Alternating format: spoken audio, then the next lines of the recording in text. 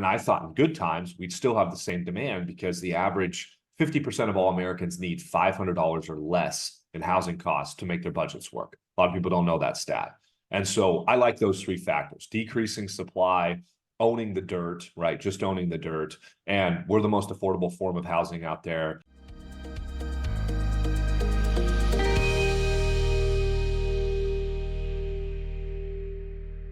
This is your daily real estate syndication show. I'm your host, Whitney Sewell. Today, our guest is Tyler Lekas. He's a principal at MCHI Group, and he's been there since 2020. And they are in the manufactured housing space or asset class. I just had his business partner on a week or so ago, Jason Postel, and they are they're buying and growing, and he oversees the property management team. They manage in-house and construction and inspections, all these things. He was previously a financial advisor, and he brings a ton of knowledge today to you, even from that background in a big way. And we're going to dive into, some parts of the business that he loves and parts of it that he hates. But I feel like he provided a ton of value around, just mobile home park investing. And he really brought more content than I even expected that I know is going to bring value to you today. Welcome to the show. Honored to dive in with you today on your expertise, in mobile home parks. Hey, thanks, Whitney. I really appreciate you having me here, and I'm honored to be on the podcast. So I'm ready to dive in. Yeah, let's do just that. Tyler, why mobile home parks? Why not multifamily? That's what I often ask guys and gals who are like, man, this is my thing here. And it's kind of a niche thing too. It's not like, I don't know, there could be a larger maybe asset classes that you could be in, right? A lot of people are in multifamily or whatever it may be. Why mobile home parks for you? Yeah, I'll give you a little background about me, just to kind of give you the where I came from and how I kind of got into the business. And so I started in finance, and I traded debt, I traded bonds on Wall Street. Ended up working 120 hours a week. My dad knew I hated my life, so he ended up sending me an article about mobile home parks. And he said, kind of tongue in cheek, he said, these real estate guys, they're not very smart. So you could probably run cash flows, backwards, forwards, and around them basically.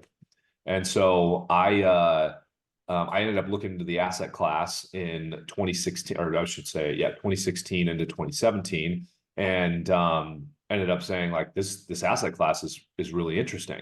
Bought my first park in 2018, but as I was looking into that, just to answer your question, what I liked was mobile home parks are the only form of commercial real estate that I'm aware of that has a decreasing supply, meaning there's more mobile home parks get torn down every year than get built. And the reason for that is because there's so many obstacles into building one. And I'll just give your listeners a couple, right?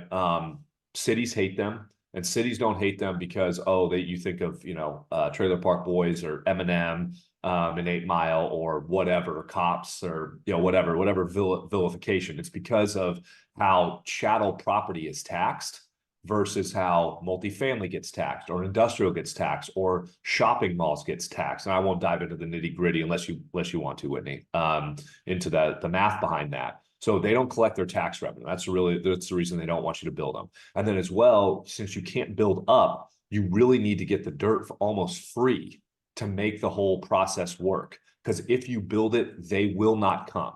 Meaning you not only have to build the infrastructure and the roads and the clubhouse and everything else, but you also have to bring in the mobile homes. And that's what people don't realize. And so your added cost there is bringing in those mobile homes. It's a huge undertaking, and you have to have a huge piece of land to make that economies of scale work.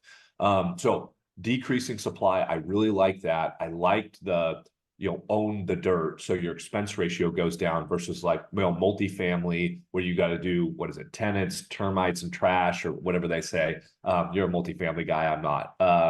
So I really like that. And I liked that it was the most affordable housing out there. And what I mean by that is, a lot of people say, well, in a recession, right, your Class C guys are going to get really hurt, right? Well, I thought that in mobile home parks, and it's just my theory based on looking at the default rates in 2008, is that if you can't pay, the average lot rent across the nation right now is $325 a month. If you can't pay $325, then you're on the street. There's no more affordable than that. So I thought in recessions, more people would come to us, right? And I thought in good times, we'd still have the same demand because the average 50% of all Americans need $500 or less in housing costs to make their budgets work. A lot of people don't know that stat. And so I like those three factors: decreasing supply, owning the dirt, right? Just owning the dirt. And we're the most affordable form of housing out there. And more and more and more Americans need that, especially with inflationary environment we have going on right now, et cetera. So that's why. Yeah, no, that's very interesting. What do you see as the biggest threat to the mobile home park, industry as an asset class? And I'm thinking about this as investors, hear you say, well, it's decreasing, decreasing, are there other things we should be concerned about? We invest in this property or buy it, as an operator or past investor investing, that there are other things that could kind of wipe us out, right? Unexpectedly. What do you think? Yeah, I think from like macroeconomics, from kind of like headwinds in the space, like something more affordable coming out. I don't see anything like that. I just don't think you can make the product that's already been existing there as affordable as it is today. There are new parks being built out there. There's like 2,000 or 3,000 units coming online in Texas, but the lot rents are $800-900 a month, where the lot rents that you're seeing for existing parks are 500. So to me, that's not affordable. $800 or $900 a month is not affordable anymore. You're competing with apartments. You're competing with townhomes, et cetera. So I think the headwinds really when you buy a park, though, again, macroeconomics, I don't think anything really is going to come out there and compete. And I could be dead wrong.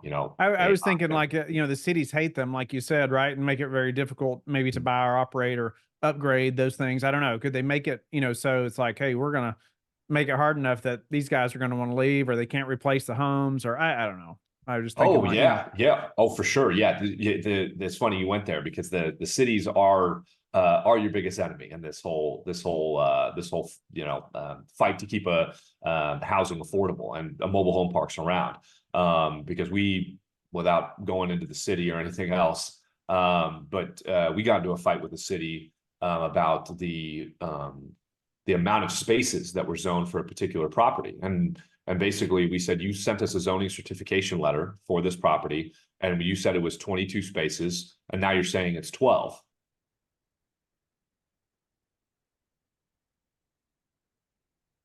I can't hear you, Tyler.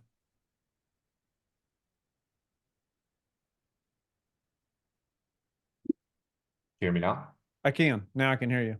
That's weird. Sorry about that. So just wait just a second or two, Okay. and then start back where you said, you were in a fight with the city or Okay. something about the spaces, 12 spaces or something. So yeah, so we got into a fight with the city, and basically they said that we were zoned for 22 space or 12 spaces, and we were really zoned for 22. And they sent us a zoning certification letter on that. And the what it came down to is they said that we were, and again, I'm giving you this example as kind of a broader, headwinds for dealing with cities, is they said that the grandfathering laws, right, were particular per space. So if you removed a piece of personal property, which is a mobile home, from that space, you had to refill it in 6 months or you lose that space. It's like, and I had to explain to them, and our attorney had to explain to them, hey, it's zoned for the whole parcel. Just because you remove a shed from that piece of property or a piece of personal property or a car, that doesn't change the zoning of the entire parcel, right? You're conflating real property, which is like a house. So if a house gets blown down in a tornado and it's grandfathered, right? Then guess what? That's real property. Now the zoning is going to change to whatever the use is outside of the grandfathered use, right? So anyways, cities will try and pull stuff like that. And we had to go spend $20,000 on legal fees to go fight that. You don't have that money, then guess what? Your park's probably going to be gone because you underwrote 22 spaces and now you only have 12. So it's a big deal. So cities are definitely your biggest enemy in the mobile home park game. And Other than that, you can probably dive into, private utilities as well. Private utilities are, if you don't do your homework right, your property will get condemned by ADEQ or whoever the governing body is out there if you're not willing to underwrite those upfront costs and then put those into your capital expenditures on a go forward basis. So Is that something you are, just accounting for no matter what you're underwriting? It's like, okay, most likely we're going to have to go after the city or they're going to come after us and we're going to have to be willing to have 20 grand or whatever it is to combat that. I mean, is that just something you count on every time, no matter what? no, we don't. So we always get something called a zoning certification letter. The zoning certification letter, we ask the city upfront to say, hey, tell us how many spaces this park is zoned for. And then also tell us what if it's legal conforming, legal non-conforming, meaning grandfathered, or illegal, meaning illegal. Some guy went out there, Billy Bob went out there and built a park in the middle of the night and never got zoned, and we've run into those parks before where it's illegal, where the city's like, this park isn't supposed to exist, but we know Billy Bob and we like Billy Bob. And so the next owner, though, once this Billy Bob sells it, we're going to tear the park down, so we've run into that problem before. And so we get that letter up front. That has saved us on like numerous occasions, right? Because the zoning department's really not talking with the code enforcement and everybody else. You got some guy who's just doing his job. So he writes up this letter for you and then cat's out of the bag, right? Because once you close and then they start coming down on you, you say, here, Mr. City, this is what you guys gave us. And it's hard for them to go back on that. As well as we usually talk with the city and say, hey, can we bring in new homes to these pads? If we can't, explain to us why not. Oh, you want us to, you want 2010 homes or newer. Why is that? Okay, well, again, the property's still grandfathered, right? So we try and have those uncomfortable conversations up front. And if it's, a 300 space property or 200 space property, and they want to go to war with us beforehand, we'll go to war during due diligence, right? And get that out up front and then get all of the due diligence we need, because, and it's a 20 space property, it's probably not worth hiring an attorney. You know what I mean? So we try and do that up front in the due diligence period, because it's the legal, as I'm sure lawyers they're not cheap. Oh, hundreds and hundreds of thousands of dollars later. No, they're not cheap. Yeah. Anyway, no, I think that's great information, whether I'm passive or whether I'm active. I need to know about some of that, right? I need to know that my operator's ready to tackle something like that, or prepared, or just to know that you've done it in the past. Yeah. Like, I think that's helpful, right? That you all have tackled that, and it's not a massive kick in the teeth when it happens again. To expect it. So I love that. I want to transition here just a little bit. And you and I were talking about before we, and I think it even comes out in what you were talking about. Though you love the deal, right? You love finding the deal. You love like making the deal happen. And that's even what we were talking about there. As far as I love you said, go to war during the due diligence process. Let's go figure this out. Preferably during due diligence, right? Versus after you close. So no, that makes a ton of sense. But speak to your passion in the business, because then we're going to talk about what you hate as well, which we talked about, and how you've still made that happen and perform well. Because I think if we all really want to be honest, there's parts of the business we all hate, probably, right? And we find other people, we hire people that love those pieces of the business, right? But I want to hear how you've done that. But first, talk about that part of the business that you love and why, and what is it about that man makes you want to go do it every day? Yeah, so I really love deals and money. And what I mean by that is I love finding deals. I love negotiating the deals. I love, negotiating with the seller and then communicating with the bank and then getting the banker to be on board with us and then making sure that, the number's right for us, right? But also getting a fair price for the seller, right? Because it's, again, we're not trying to bend the seller over. We're just trying to make a deal happen, right? And then also bringing in, we raise money. So again, love to say that my last name's Zuckerberg, but it's not. So we have to go out there and raise outside capital. We did, for first 7 parks ourselves. So And then we kind of perfected the process and whatnot. And then we started raising capital, but, bringing in outside capital, making sure that the numbers work for them and showing them operating agreements, and then building the model and kind of, massaging those numbers to where the seller's getting what they need, our investors are getting what they need, and the bank's getting the underwriting they need, right? And those three parties need three different things. And you would think that the bankers and the investors would be on the same page, but they are definitely not. I'm sure that you've experienced that, Whitney. So yeah, it's I love bringing those kind of three parties together and then coming to fruition at the closing table and getting a deal done. That's really fun. And then obviously I like the end of the game, the end of the movie, where you're refining the asset, right? Or selling the asset, and you're collecting all the capital back, and you're kind of seeing the fruits of your labor. So I like those pieces. Yeah. Before we started recording, you talked about just the turnaround process as well of a property, and, seeing that go from, man, a place you may not want to even walk down, but to a place that's a nice community, right? And Yeah, I love that as well, and doing that for the tenants, and I mean, just seeing a place that, people felt unsafe, right? To a place that, now is a great community, and these kids can be outside and play in the new right. playground, and, and they're not concerned, right? Things like that. I love that. However, there's a piece of, that you really hate. What is that? And let's dive in there and how you still make that happen, because it's so important. Yeah, so the property management side is something I really dislike, and dealing with, and again, I mean this respectfully, because it's where people live and whatnot, but dealing with the tenants on a day-to-day basis and having them complain about water bills, or I mean, literally yesterday, we had this woman call us.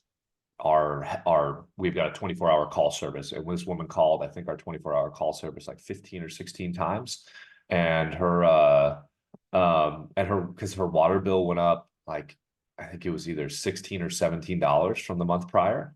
Oh boy. Yeah, so it's just stuff like that. It's just like I see these service requests come in, because I get all the service requests, and it'll be like service request 467, XYZ name, service request 468, service request 469, and it's just like,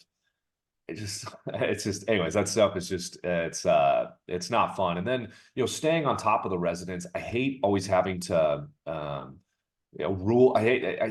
I'm using this as kind of tongue in cheek, but rule with an iron fist. Like, I feel like, we don't allow our mobile homes to turn green, right? So then you drop off a notice on somebody's door saying, hey, look, your mobile home's got, like, it's turning green. You got to, like, power wash it and make it look good for you, because your neighbors are doing it, but you're not. And then it's like, after 30 days, we got to fine them. So we got to beat people into submission. And it's like, why don't you just power wash your house? Or why don't you hire a power washer? Or why don't you take out a rag and some 409 and just squirt it down? I mean, whatever. It's just, I don't know. And then it's like, people leave refrigerators and stoves, and you always have to go out, and it's never, those people never go quietly. Yeah. You always have to go find them, or threaten them with an eviction.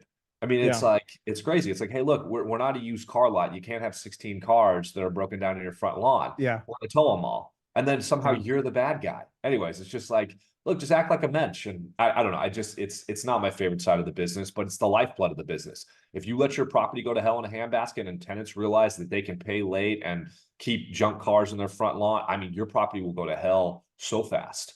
One of my first thoughts there is, could that be another stream of income? Like, you all, like, automatically charge every year to pressure wash a house, and, you find little Johnny that has, that's 18-year-old that needs a little side business, and come and, pressure wash the homes for, anyway. That's just a quick thought, or you all take care of that for a fee every year or something. Anyway. Yeah. Well, no, it's funny you say that, and I mean, I love the suggestion, because we got suggestion from a kind of a larger operator, where he said, look, guys, you got to come in and meet these tenants halfway. Like, I know they don't have skirting up. I know that their house sometimes looks like crap.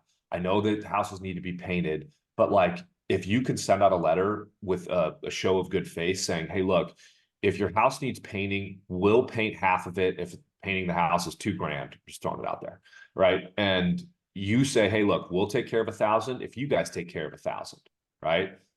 He goes, it's done a lot for him. So we started implementing that specifically with skirting, because we have a lot of tenants who knock down their skirting or have holes in their skirting and it looks terrible. Nobody wants to see the nasty underbelly of a mobile home. It's like the worst look you can possibly have. They talk about the definition of trailer trash, you know? Yeah.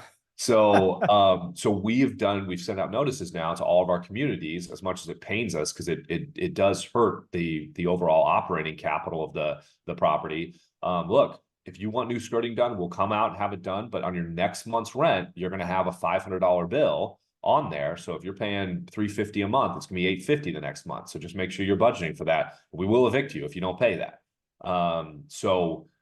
Anyways, it's just an extension to kind of show the residents that we have good faith. And so it just goes back to your point of, hey, look, we're going to power wash these houses or put skirting on, and we're trying to come meet you halfway here, even though you're that's violating awesome. the rules. So Speak to just managing the PM company, or is that how you do that well, in this asset class? yeah, so the property management company is ours. We do that all internally. We built that from zero, basically. And Whitney, you had my business partner Jason Postel on. When I first moved from Florida to Little Rock, we bought a 68 unit portfolio, and you're looking at the property manager on the ground who delivered evictions and everything else, and then Jason did all the back end systems. He did like all the accounting and rent rolls and yada yada yada, kind of all the necessary systems, and I kind of did the upfront work, the contractors, all that stuff. And we did that for the first 7 properties. And so you were kind of looking at the property management as we kind of got the cash flow up and running and whatnot. Since that time, we've hired 13 employees. We've got a district manager now because we got to more scale, and that scale is really life and getting the hell out of the walking the properties every day. So it's you need to continue to kind of amass scale to make sure you have enough revenue to continue to support those employees. So that's really it. I mean, managing these assets, it's all standard operating procedures. It's all boring stuff. But you got to tell the employees, like, put your left foot in front of your right foot, take your left hand, turn the doorknob, open the door, go inside, turn on the lights. When it's winter, you turn the heat up to 50. When it's summer, you turn the AC up to 80. I mean, everything has to be SOPs, standard operating procedures, all the way down. You got to treat your employees like robots, or they're going to go way off the reservation. No, I love that. I love the thought process there. You said it's boring. Well, it needs to be boring, right? Like you need to, when I say that, I mean, you need to have the processes documented in a way that it is boring, right? So there's no excuse, right? No matter who this person is, if they can read the SOP, they can almost go know how to do this, right? Is there a technique, and this kind of side note here, but I get questions about this all the time, a technique that you have used to document SOPs well, for this management business or anything else, that's made this just more simple for you or the team in any way? Doing it for basically a year. So I know it has to be kind of done. I know and as we've hired more people, kind of the pitfalls they've had, like something that probably you and I think of as pretty common sense. Notices, passing out notices. A lot of our properties, unfortunately, the mail service has issues delivering mail. So we can't just go send out something from our CRM with like a direct mail basically to all the residents with the inputted addresses into our CRM, and then we just kind of blast it out. We have to have managers physically go in and drop off notices. Well, I was talking with the manager one night, and we were dropping off these notices, and she was literally placing them on the doormat, or like on the God, I'm blanking on what it's called. Where you wipe your feet before you go in the door. Like the rug, the entry the mat or doormat, whatever. yeah. And she was placing it there, and I said, hey, if there's any wind, that notice is going to blow away, right? Like that's what's going to happen. She goes, oh, well, I'll put it in the door. And I'm like, no. And so I wrote up SOPs that week, basically saying, every single time you go out and drop off notices, what I want you to do is you take this type of tape. And I went down to Home Depot and I actually picked out the tape, and I took a picture of the tape, and I said, and we delivered it to all of our properties, this particular type of tape. And I said, I want you guys to get this tape. I want you to put on the far left corner, I want you to stick it right, to their door. And then the far right, the bottom right corner, I want you to put a piece of that tape and stick it. And then that's how you leave each notice, right? Don't put it in their door. Don't place it on their doormat. Don't do anything like that. So, and again, it sounds like common sense to you and I, but some people are, I don't know, common sense is not there. No, So it's then you know it's done right. yeah, yeah. Do you So, do you use Excel, Google Docs? How do you document process then so everybody can see it and know it's there? yeah, Google Docs, and then we've started uploading that into our CRM as well. It's called Rent Manager, and the Rent Manager is way more cumbersome than some of our lower level employees can kind of handle, and we need somebody really on board full time. We don't really have the operating budget for it right now through the management company, but we need somebody on board full time, just teaching Rent Manager webinars and seminars on a daily basis, or Yeah. weekly basis to our managers. So we do everything through Google Docs. And the Google Docs, for us is easy for everybody to log in. You share kind of where the SOPs are, and then they log in, and we're working towards hopefully by the end of the year having just a binder that's called it's our management company calls Patriot Communities, and we basically just drop off a binder to each manager and saying, hey, if you want a table of contents, if you want to figure out what to do with vacant homes, this is how you do it. You want to figure out what to do with, dropping off notices, this is how you do it. So we're working on that, but they're all in Google Docs. But yeah, great Love question. that. No, that's also, I get questions about that all the time. And we've gone through different iterations of using different things, trying to document SOPs. And, the process that's documented is the one that gets done. Yeah. So, Whitney, how do you, oh, I was just going to, sorry, I didn't mean to interrupt you. I was just saying, how do you, go out and disseminate information with the SOPs? Just you guys have a larger portfolio than us, and just yeah. curious. So as far as SOPs for us, we've used Google Docs for a long time. It's something that I've started doing, or actually one way we started doing this is, we didn't have great SOP like documentation for a long time, and so we started having every team member lay out every process they're a part of. Just make a list. Right. I kind of put some deadlines around this, like, say, even if it's 30 to 60 days, like everything you're doing over the next month, write it down. Like, and I don't mean every detail of it, but just the name of the process. Right. And then it allowed me to, okay, just to ensure I know what everybody is doing. Right. Because as you grow, it's like we thought we had all this documented, but as we grew, we're doing a lot more now than we ever documented before. That happens, right, as you grow. And so I had everybody do that. And then I put other deadlines. Okay, now, or maybe like once a week now, you're going to just go down this list and you're going to lay out every detail of this process, right? I mean, just step by step by step.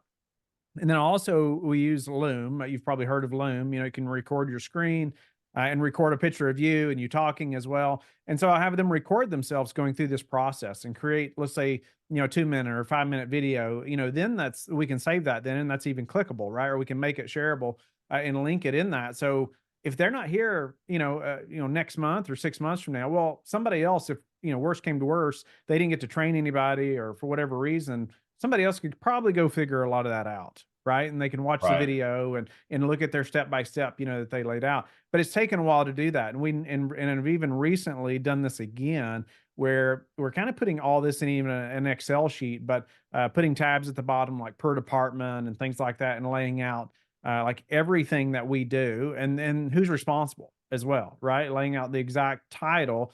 Because something that I get stuck on, or used to get stuck on more, and I still do sometimes, it's like I'm thinking about the individual that's doing it right now, when really I need to be thinking about, this person or somebody like them, right? It's like, what do I need this function to be, under this role, right?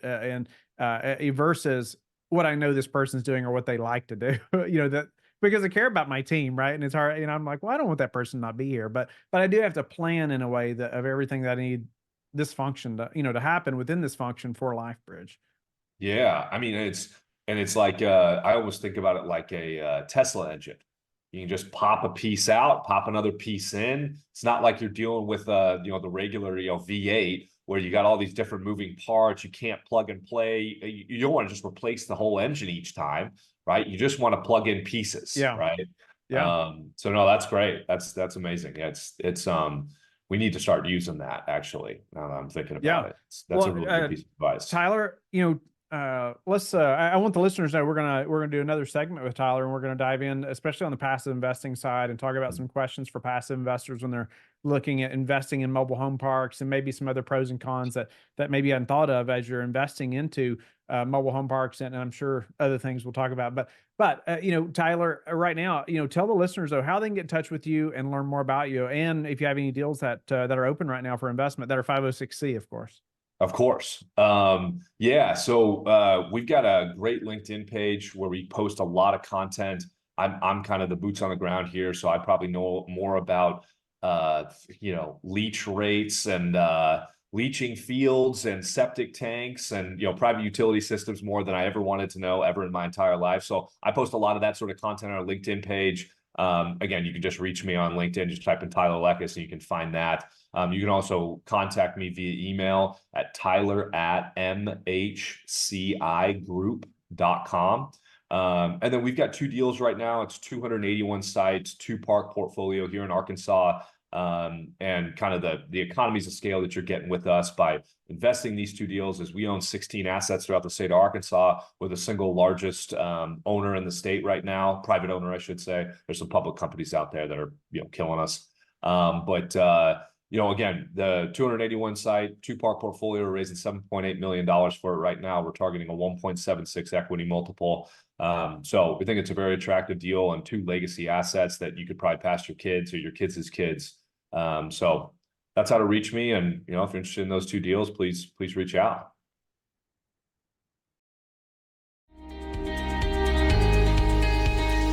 Thank you for being with us again today. I hope that you have learned a lot from the show. Don't forget to like and subscribe. I hope you're telling your friends about the Real Estate Syndication Show and how they can also build wealth in real estate. You can also go to lifebridgecapital.com and start investing today.